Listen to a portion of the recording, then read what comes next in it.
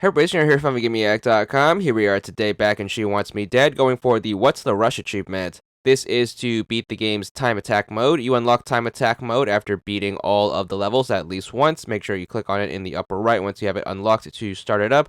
What time attack mode is basically going to be is it's going to give you a total of 9 minutes in order to beat the entire game. You're also going to be given a total of 5 lives in order to try to beat the game. If you do end up dying 5 times and losing all of your lives, you are going to have to reset back to the beginning of level 1.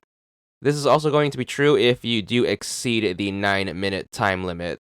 So those are going to be the two gimmicks that are going to be different from the regular game mode. So you are going to have to go through this in pretty much one run.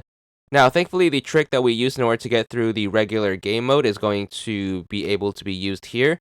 This is going to be the trick where you jump as high and as forward as you can at the start of the level, hit the pause button right away, and then move the cursor into the upper right of the pause menu, and then let the pause menu run while your character floats on over to the finish line, and unpausing in the right time in order for you to drop just above the finish line, thus skipping all of the obstacles and then getting to the end of the level almost instantaneously.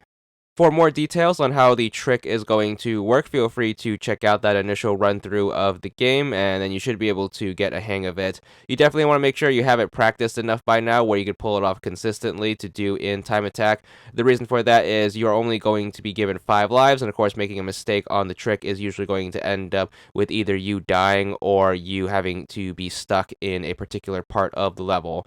Now, thankfully, having 5 lives is going to mean you get 5 mistakes as long as they aren't mistakes that end up getting you stuck. The problem with getting stuck in time attack mode is there's no way to restart the current level that you are currently in. Hitting the restart button is going to send you all the way back to the start of level 1, so dying is going to be the better of the two problematic scenarios. So try your best to not get stuck, and then try your best not to overshoot the finish line, as putting yourself in a spot where you have to hit that reset level is going to put you back quite significantly, so be a little careful about that. Now, thankfully, the timed part of time attack mode isn't going to worry us anything. The reason for that is using the trick is going to involve using the pause menu, and the timer is not going to advance when you have the pause menu up. Thusly, you are able to beat every single level in only a few seconds, so you should come way short of the 9-minute time limit. So thankfully, if you are taking advantage of the trick, you can take a little bit of pressure off yourself and then take time to set up your jumps. So that basically should cover the modes, so make sure you do brush up on your basics when using the trick. Make sure you are using your D-pad and the upper right part of it in order to get the angle of the jump just right. Make sure you are using a claw grip so you can hit the pause button immediately after hitting the A button to pause the game right after your jumps. And then make sure you are using either a stopwatch or the video sync method in order to try to time how long you need to keep the pause menus up. Of course, we are going to cover the entire run in this video, so feel free if you are planning on using the video sync method to skip ahead. We're going to include time codes so you can do your own pause menu timings and follow along with the video in case you don't plan on using a stopwatch. So just follow the time codes and you should be able to get to the start and the stops of when you need to pause and unpause the game just right, and then we'll be back at the end when we actually do unlock our achievement.